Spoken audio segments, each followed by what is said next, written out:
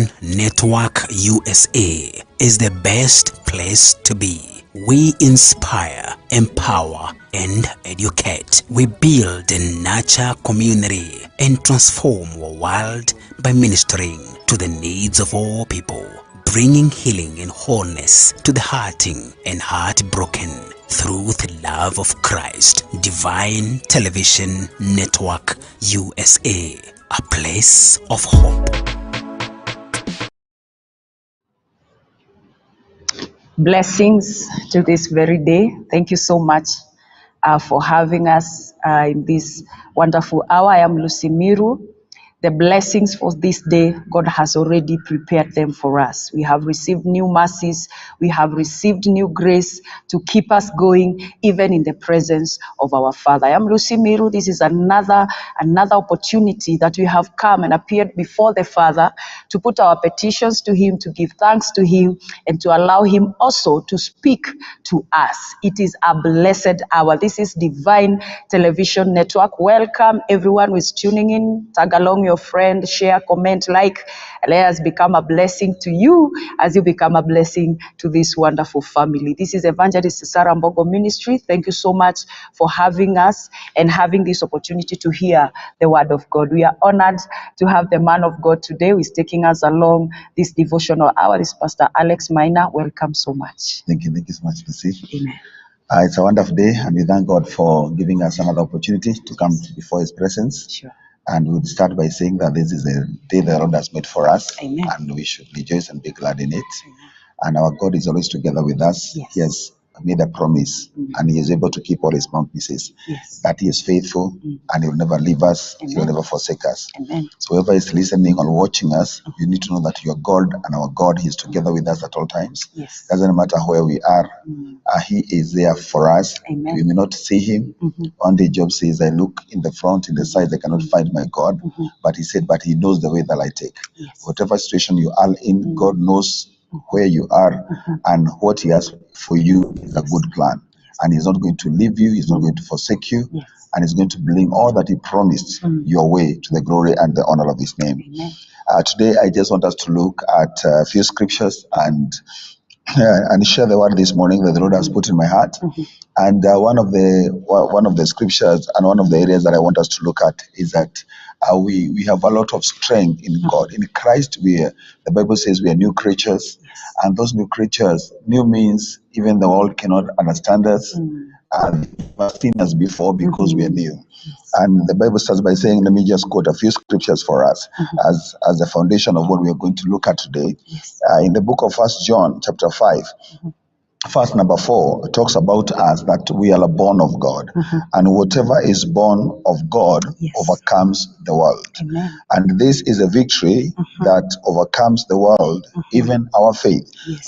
That if we are born of God, and we are born of God, the Bible says that as many as received Christ, that is first the book of John chapter 1, He gave them power to become sons of God. Yes. Sons of God, that naturally says we have been born of God. Amen. And if we have been born of God, so we have overcome the world. We have overcome the world, and this is how we get the victory to overcome the world, is even through our faith. Yes. And in the book of Matthew chapter 5, verse number 14, the Bible says that we are the light of the world. We are the light of the world, and the light, we know something about light, that light does not struggle with darkness. Light overcomes darkness. Yes. The Bible talking of Christ in the book of John again, that He is the light of the world, and darkness could not comprehend that light. Yes. That when we are the light of the world, the darkness of the world cannot even understand us, cannot even stand us, Sure. and cannot overthrow or overcome us. We are the light of the world. So wherever God has put you, you need to know that you're the light of the world. You may not feel as if you're the light of the world. You may not look as if you're the light of the world. You need to know that you are the light of the world. And as long as you're shining through the word of God, you will be able to see that darkness cannot even comprehend that light. And there's so many things that God has done through you, you may not be aware. God has done quite a lot. You know, you may not have really known in details what the darkness had planned for you, for your family, for your country. But just because you are there as a light of the world, darkness must give way to the light. If you light a torch in the evening, or if you put the light on, the Bible darkness does not even stay there. Darkness just runs away from the light. So you are very strong. Wherever God has placed you, you are the light of the world. The Bible continues to say that as he is, so am I. That is first John chapter 4, verse 17. That as Jesus is, so are you. As he is, wherever you are, so are you like him. So you are able to manifest sonship the way he was able to manifest the sonship and the power of God wherever he was. Because as he is, so you are. Not that you'll be. That is naturally who you are when you are born of God in the mighty name of Jesus. One day Jesus told the disciples in the book of Luke chapter 10 verse number 18, he said unto them, I beheld Satan as lightning fall from heaven. Behold, verse number 19, a very key verse for every believer this wonderful weather this morning or evening, that behold, I give unto you power that God has given unto us. He's not going to give us. He has already done it. He has given us power to tread of serpents and on scorpions and over all the power, all the power of the enemy. And nothing shall by any means hurt you. You know, that's a very strong statement from the mouth that will never lie. That he has already given. He was talking to the 70, not even to the 12. So we are part of the people that he was talking about.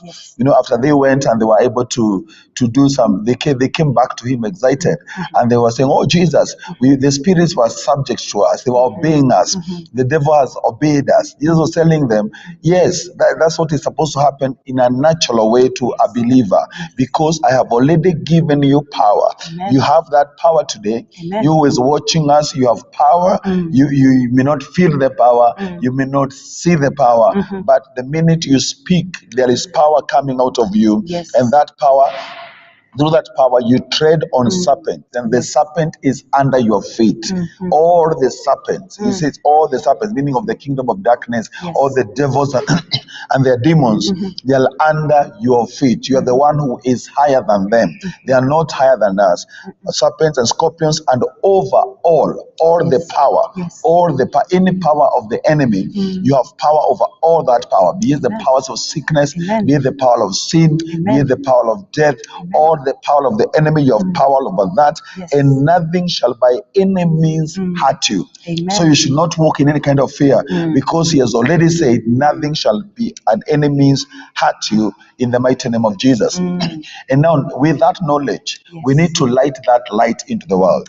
With that knowledge, we need to bring that power into practice in the mighty name of Jesus. And Jesus again tells us how we need to do that. And he left a command to the disciples. And allow me again to lead the what I would call today. This is what triggers or releases that power or that light or that strength, and it is very foundational. And when we miss the foundational things in Christ, we may not be able to build any kind of building for the Lord in the name of Jesus. You know, when you miss the foundation, even if you're building a house, if something is wrong at the foundational level, you may talk, you may do a lot, but that house will never be able to become or to fulfill its purpose. The foundation of our faith, the foundation so that we can be able to be in this power, in this light, to be as he is, so we are in the world. So the foundation is love. Love is the foundation of Christ. Love is the foundation of the Christian. Love is the foundation of Christian. And the Bible, 1 John 4:16, and we have known and believed the love that God has for us. God is love, and he that dwells in love dwells in God, and God in him. Hear what he is saying, that we have known and we have believed the love that God has for us. So what God has for us is love. God is love. Yes. God is love. And he that dwells in love, not you who calls love one day and tomorrow is calling something else. He that dwells in love dwells in God and God in him. So he's actually trying to explain to us what we say, like what we call in our, maybe some of our words, that I want to be in his presence, or his presence is together with me. And he's saying that whoever stays in love does not even need to pray for the presence. He dwells in God. He dwells in God. And love is, God is love. God is love. So if love is not there, God is not there. You know, God is love. So love is the atmosphere that God operates in all from. Love is where God is. Yes. So whether be it in prayer, it's supposed to be done in love. Whether be it in giving, it's supposed to be done in love. Whether be it in intercession or what we may call warfare, it's all supposed to be done through and in love. Love is the atmosphere of the new creature. The new creature, the believer. Love is your atmosphere. So if love is missing, you may do a lot, but let me tell you, you may not get any kind of results. When Jesus was talking to he was just about to leave the disciples, and he talks to one of the disciples, a very key disciple, and this is Peter. Peter looks as if he is a man that is going to be left in charge of the church. He is even the one who spoke on the day of Pentecost when the Spirit of God came, and he's a very key person in the New Testament, in the new creature, in the new faith, in the true now revelation of Christ and the revelation of the church. He's actually the person in the book of Matthew chapter 19, when Jesus asked the disciples, who do people say that I am? And Peter is that man who came and he said, you are the Christ, the Son of the living God. And then Jesus said, you Peter, flesh and blood has not revealed this to you, but this is a revelation. He was actually saying, you have been able to access what the believer, the new Christian believer has been able to access. You have now operated in revelation, not in information, knowing that the Christ, I am the Christ and the Son of the living God. And then he said, on this kind of people, of this kind of revelation, this is my church.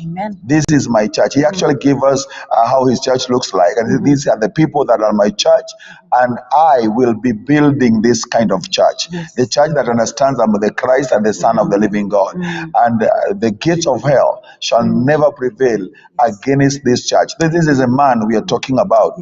And then Jesus meets this man, and this man is supposed now to be the church and to be built by Christ and to be so victorious against all the gates of hell. So that is actually the promise he was given for us all. And then Jesus comes to him in the book of John chapter 21. Verse number 15, the Bible says, when they had eaten, Jesus said to Simon Peter, Simon, son of Jonah, do you love me more than this? You know, Jesus just came direct to the point, because Jesus understood if this man does not have love, he will never be able to be the church. He cannot be the church. He may call himself the church, but he is not the church. And he says, do you love me more than this? And Peter said, yes, Lord, you know that I love you. He said unto him, feed my lambs. Feed my lambs. He was actually being told to do ministry the way me and you are doing ministry. Not necessarily being a pastor, but everyone who is born of God, you are a minister. Every man is a minister. Every Christian is in this world to minister. Whether you are in business, whether you are whether you know whatever profession, whether you are in active Christian ministry as a pastor, you are a minister.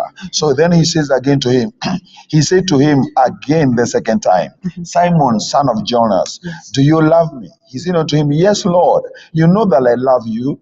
He said unto him, feed my sheep. Then he said to him at that time, and Simon, son of Jonas, do you love me? Peter was grieved because he said unto him at that time, do you love me? And he said unto him, Lord, you know all things. You know all things. So this Lord we are talking about, he knows all things. Amen. You cannot operate on a fake love. You cannot pretend. You cannot pretend to love. Sure. You cannot be a hypocrite. He knows Everything. all things. Amen. He knows everything that is in your heart. Yes. He knows what the heart that is behind your ministry. He knows that the heart behind your giving, the heart behind your service. And he said, Lord, you know all things. Jesus said to him, then feed, you know that I love you. Feed my sheep. You know, and Jesus was now leaving Peter to feed the sheep, to take care of to do the gospel, to do the mission of Christ. And then he asked those 3 times about love, about love. If you love me, feed my sheep. If you love, and he's talking about this sacrificial love. He even talked to him and told him that you have come to this point whereby you will not be led. It's a sacrificial love. You know, those who study the kind of love that Peter was being asked. He was being asked, do you agape me for the more than this? Do you love me with the love of God? This self-giving love, this self-sacrificing love. Do you love me with this kind of love? And that Jesus was so particular that he was actually on the levers telling Peter, if you don't have love, you will not be able to accomplish the feeding of the lamb, the feeding of the sheep. You will not be able to do ministry. So this is the unconditional love of God. The way Jesus operated in that kind of love. That's why he was able to reach out to sinners, to tax collectors. That is the reason how he came down. And everybody around you is looking for love. Everybody around you, what they want to see is the love of Christ in you. And you know, we have been accused so much of lack of love. You know, whereby we don't look like our Savior. We don't look like our Redeemer. We don't look like our God, because our God comes in love. And then we find we may come in other faces, and we bring confusion to the world. We bring confusion to the people that we minister to. But Jesus had that face of love. And the Bible says in the book of Philippians chapter 2, verse number 5, let this mind be in you, which was also in Christ Jesus. Let this mind, this heart, actually, he's talking of the heart and the attitude towards people that Christ had. And we know it. It was about love. That is what drove him to the cross. And then he says, if you want to, and he talks about the ministry of Christ and how he was able to come down to the place he was supposed to come down and to give us salvation, and how he was able to be given a name that is above every name. He was able to achieve a lot, meaning he was able to fight a battle against all the other names, and he was able to become the name of salvation. And then he tells us, verse number 5, it is because of a certain kind of a mind. There's a mind of Christ. You may call it humility, but let's call it love. Let's call it love, because love is what God is. Let this mind of love be in you, which was also in Christ Jesus. That's why he was able to make himself of no reputation.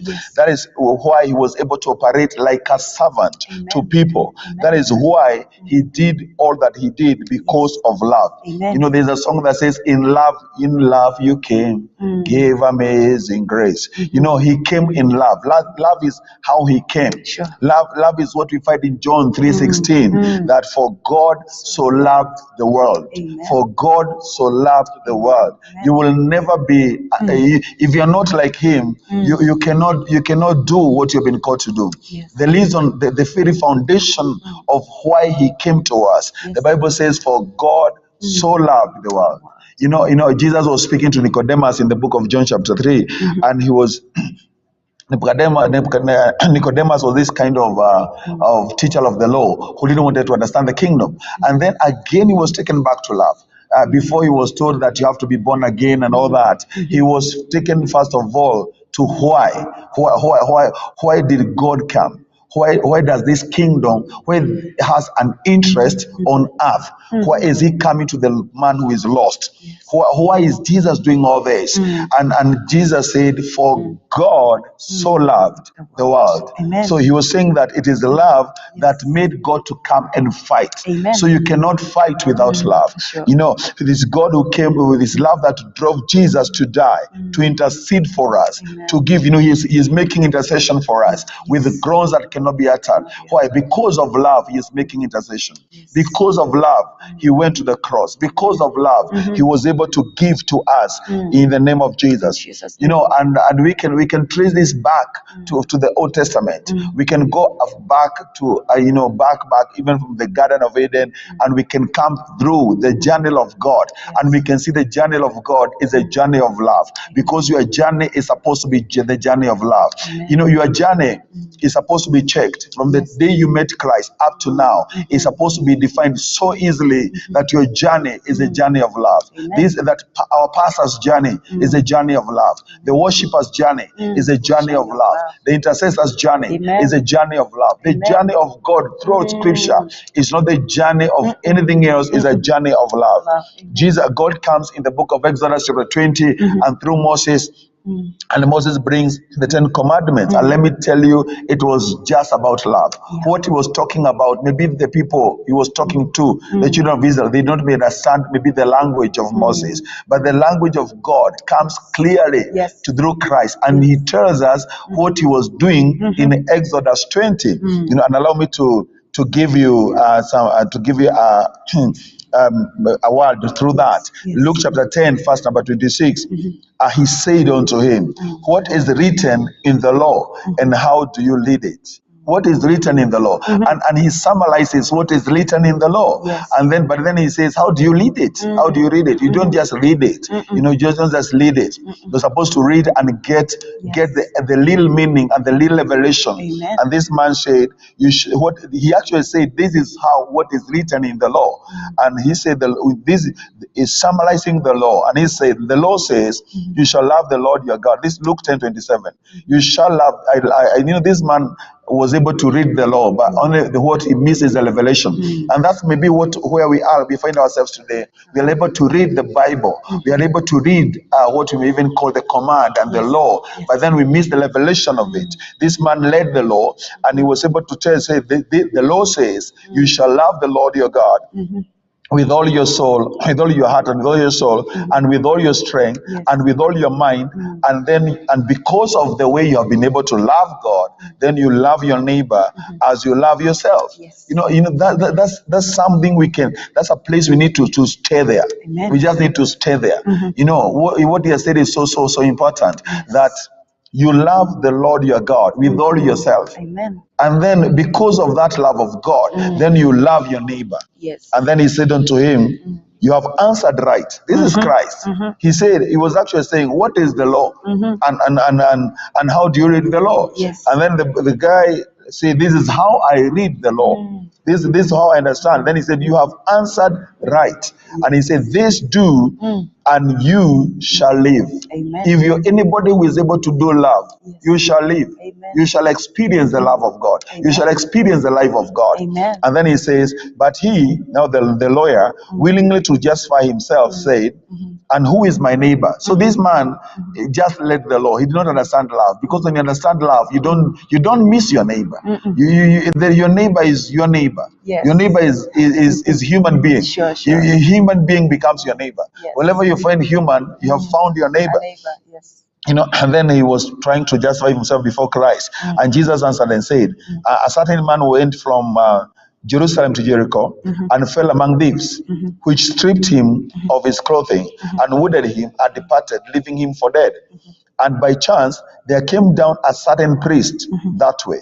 And when he saw him, he passed on the other side. This is a priest. He passed on the other side. This is a human being who is so hurting, dying, wounded, and naked. So feeling, he just left there for dead. And he passed there, and then a Levite again came, and he was at that place, came, looked at the man, they also the man, and then he passed on the other side. But then a Samaritan a certain Samaritan, Yes. as he journeyed, came where the man was. And when he saw him, he had compassion. He had love on him. Yes. He had, this is all that ministry is all about. Sure. He had love on him. Yes. He had compassion on him. That when he saw him, he did not need a preacher to tell him what to do. He did not need, revelation. He did not need, he just saw him. And when he saw this is human suffering, he just had love on him. All that he had was love. He had compassion on him and went to him and bowed up his wood, pouring in oil and wine, and set him on his own beast and brought him to a hotel and took care of him. This man has a lot of time. Love will give you time. Amen. Love will give you time. Sure. Love, will have time even to handle the things of other people that do not even concern you because of love. Because of love. If you have God in you, you have love in you. You need to activate love. And this man, I said on the molo, he took some money and paid, gave to the host. Love is giving. And he said unto him, take care of him, and love is caring, and whatever you spend more, I'll come again, I'll repay you. Then Jesus asked, which of these three was a neighbor unto him that fell among thieves? He's actually asking, which of these three people understands the commandments? Yes. Which of these three people understands the kingdom? Which of these three people and it was able to read the law and to understand it? And then the guy said it was the Samaritan. And that's a great teaching right there. That in this life Jesus was operating like the Samaritan because he was operating in love, and that's how we need to operate. We cannot see people as problems. We cannot see people as people to exploit, like the robbers. That's what the robbers did in that story. They saw the people and they say, what can I get from them? That is not love. Love is not getting. Love is giving. Love is not avoiding. Love is giving. The Levite avoided. The priest avoided. You saw this guy, I will avoid him. But then the Samaritan said, this one, I will love him. And through love, he gave to him. The robber said, this man, I will take from him. That is not what love is all about. Love does not take. Love is able to give. Love is able to give. In the book of Romans chapter 13, verse number 8, owe no man nothing but love. Owe no man nothing but love to one another. For he that loves another has fulfilled the book. This our book is not complicated. Our book is not that complicated. The book we are calling the Bible or the Word of God. It is not complicated at all. He has actually said that if you only owe people love, if you owe people love, for he that loves the other has fulfilled the book, has fulfilled the book, has fulfilled the law, has fulfilled the law. And then he talks about the law, about you shall not kill, you shall not commit adultery. I know verse number 10, he says, love worketh no ill to his neighbor. Therefore, love is fulfilling the law. He's actually saying, do not covet, do not do all these commandments. They will not be a problem to the one who loves. They will not challenge the one who loves, because through love you are able to fulfill the law. In Mark chapter 12, verse number 28. And then he says, this is the commandment. This again, he repeats the story of love the Lord your God. And then he says, there is no other commandment greater than this. Now this is a commandment. He was actually saying this is a commandment that they were given from the beginning, but they were not able to do it. That's why all these other smaller laws came to them. You should not steal. Why? Because they did not know how to love. You should not commit adultery. You don't know how to love. You should worship the Lord your God, and you should not worship idols. Why? Because you don't know how to love. Then he said, if you knew how to love, then he says, the first commandment, verse number 30 of Mark 12, is loving the Lord. And then he said the second is like it, verse number 31. And then he says, there is no other commandment. There is no other commandment. There's none. That is it. Love. Love is what made Jesus come down. Love is what will make you do ministry. Love is what will make you do marriage or do family. Love is everything. And we find Another example that we can look at of these people who came to pray in the book of Luke chapter 18, there is two men went to the temple to pray. Yes. Let me tell you, one has love, one doesn't. And that's everything. Two men went to the temple to pray. Yes. One is a Pharisee and the one is a publican. One is actually a man of the law and one is, the publican were hated by everyone. Yeah. So he's like a believer who understands the law and doesn't know how to do it, and the sinner. Yeah. And then they come to the church, and the Pharisees too then prayed to God, full of himself. And he says, God, I thank you that I'm not Yes. as other people. Amen. This guy doesn't understand the love language. He has no idea of what love is all about. Yes. I'm not like thieves, the unjust. I'm not an adulterer. And then he has the strength and the courage to look at the other person who is praying and say, I'm not like him. I'm not like this one. Yeah. I'm not like that worship leader. I'm better than them. Yeah. I'm not like that other pastor. I'm better than them. I'm not like, and then he talks without love. And then he says, I fast twice a week, God, I give my tithe of all I possess. But look at the publican, verse number 13. And the publican, standing afar off, he could not even come near. He was standing afar at the entrance of the temple. And he could not even come near anywhere. He said, he would not even lift up his eyes to heaven. He smote his heart. And he said, God, have mercy on me. I'm a sinner. He came in love. He came to that temple not because of his works. He came because he loves God. Amen. He did not come because he is a tither. He did not come because of the ministry he has done, the twice a week or whatever. He came because he loves God. Yes. And then Jesus said, I tell you, this man, the publican, went down to his house blessed, prayers answered. Yes. The other one went down to his house with nothing. Yes. He did not worship in love. And so God is calling us today to remind us of the basic, that we love one another. John chapter 15, verse number 8, he says, here is my Father glorified, that you bear much fruit, for you shall be my disciples. As the Father, then he's actually telling us, how do you bear much fruit? Yeah. As the Father has loved me, so have I loved you. Continue in my love. Amen. He says, my Father will be glorified when you bear fruits. Amen. And you will be my disciples. You are my disciples. Bear fruits. And then he says, the reason why I have borne the fruits that I've borne is because the love of the Father is how I came to you. I came to you carrying the love of my Father. Amen. He says now, continue that way. Amen. Continue that way. There's no place of stopping. There's no place of holding love fast. There's no place of saying, let's put love under the table and operate with something else because this case is a serious case. There's no place like that. Yes. He says, continue in my love. If you keep my commandments, and he's not talking of the 10 commandments, he's talking of the instructions he has given them. Yes. He said, if you keep my commandments, you shall abide in my love. Even as I have kept my Father's commandments, and I abide in his love. Amen. These things I have spoken to you, that my joy might remain in you, and your joy might be in full.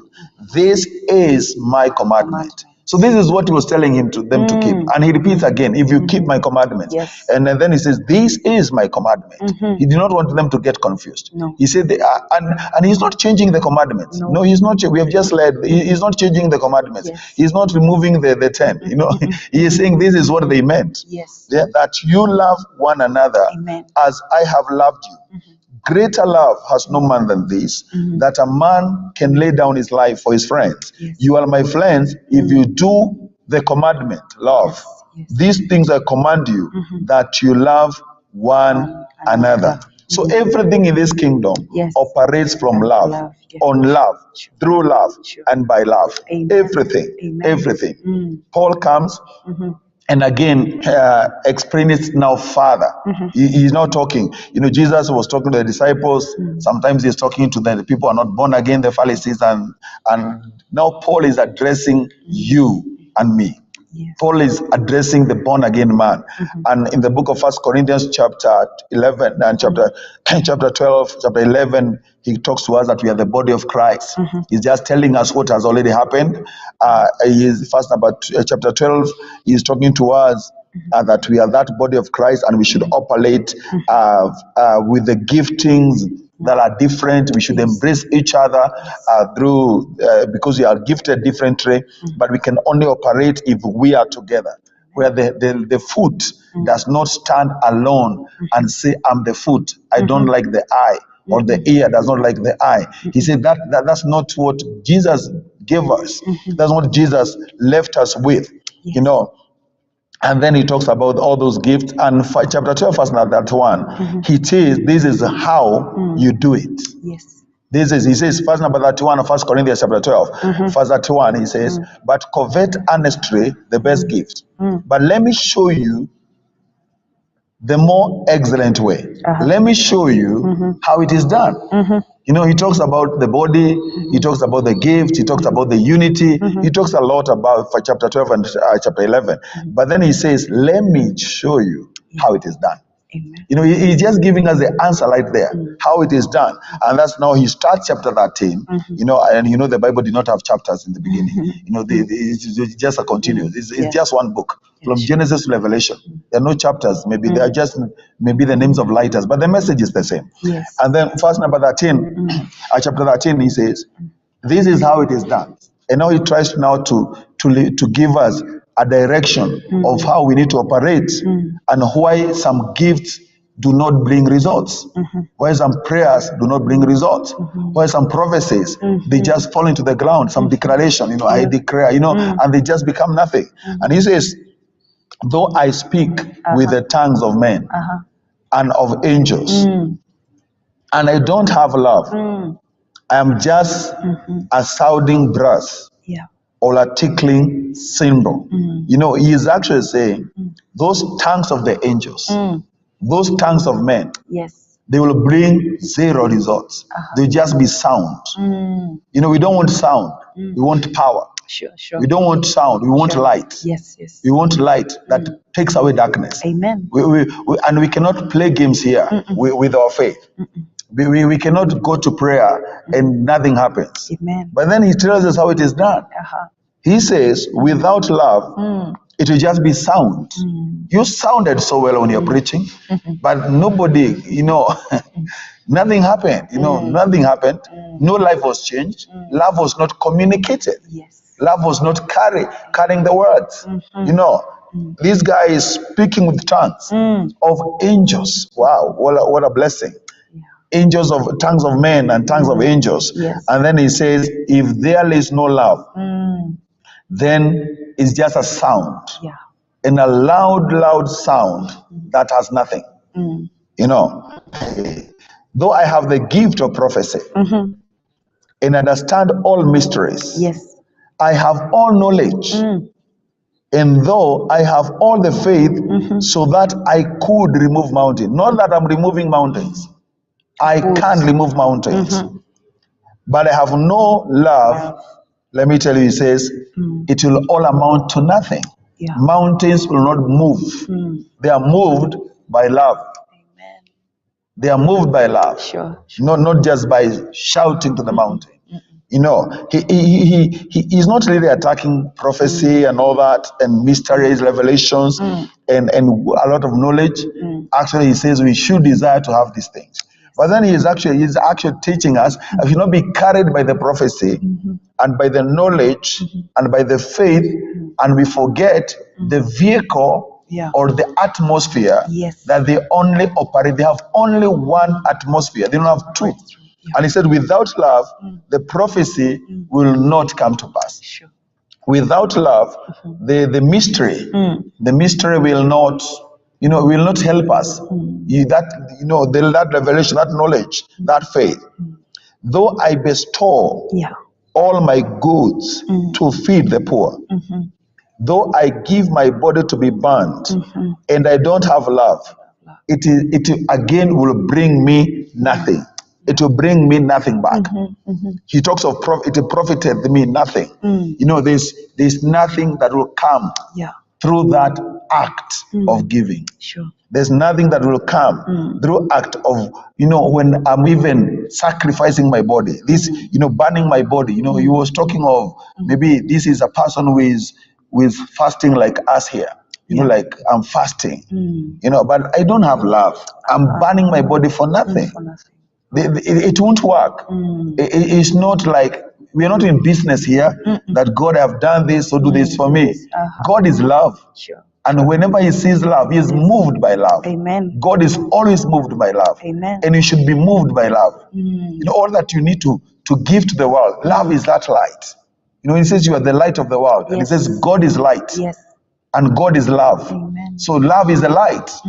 So that is what we give to the world. And then he says, even if you give all your goods to feed the poor, there's no problem with your goods. Yeah. The problem is with you. If there's no love. And then he says, love serve us. Love is long suffering. Love is long suffering. Love is long suffering. Love is kind. Yes. Love does not envy. Love does not parade itself. Love is not puffed up. Love does not behave unseemly. Love does not seek its own gain. Yeah. Love is not easily provoked. Love does not think evil. Love does not rejoice in iniquity, but rejoices in the truth. Love bears all things. Amen. Love believes all things. Love hopes all things. Love endures all things. Love never fails. Amen. Paul is just bringing to light what our kingdom is all about. Yes. That we have something that never fails. And then he starts by telling us how we can humanly look at ourselves, whether we have love. That if we envy, if we parade ourselves, if we are puffed up, if we are seeking our own gain, if we are easily provoked, if we are thinking evil of anybody, if we rejoice because of some iniquity or some sinner or some sin somewhere, if we don't rejoice in the truth in Christ, if we don't bear all things and believe all things and have hope, if we don't endure all things, then our love, we don't have love. But wherever love is, love never fails. Love never fails. Sure. And then he talks about that prophecies will fail. These are prophecies without love. Tongues will come to an end. Tongues without love will come to an end. Knowledge will come to an end. Anything without love will just vanish and come to an end. And then he finishes the scripture by saying that it abideth faith, hope, and love, these three. But the greatest of these is love. Amen. When I read this scripture, and I think the one who, the first person who came to me taught me that the greatest is faith. But then I came to know the greatest is not faith. The greatest is love. Sure. For faith, not driven by love, may not be able to operate. Faith is it has everything to do with the word of God. Faith will come to you. Amen. It will just come to you. Faith will come to you by when you hear and you hear the word of God. But now for you to operate in that faith that has come to you, it has to be through love. That's why he says that faith, hope, and love. Hope and love. That the greatest of these is love. The greatest of these is love. So love, he says love covers a multitude of sins, but this is 1 Peter 4:7. By the end of all these things is hard, be sober and watch unto prayer. But above all these things, have fervent love among yourselves, for love shall cover a multitude of sins. Yes. Peter again is coming again. What he was asking in John 21. He was taught love, and he says, if you have love, and then says, be hospitable to one another without grudging. Just love one another. Yes. You love one another. Be full of love, and love will be able to cover quite a lot. To cover love will deal with it. Love will make you overcome it. Love will make you go from a place of defeat to another level.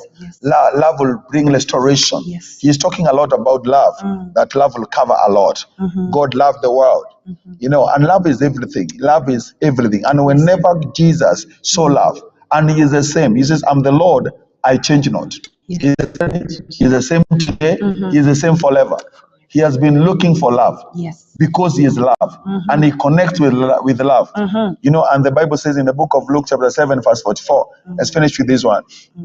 And there was this woman, and he said, this is the woman who came to this place where the disciples had a fellowship in the house of Simon the leper. And Jesus is teaching the word of God, and he is there, and this lady comes in, and she doesn't look right according to them. She doesn't look, she's not dressed right.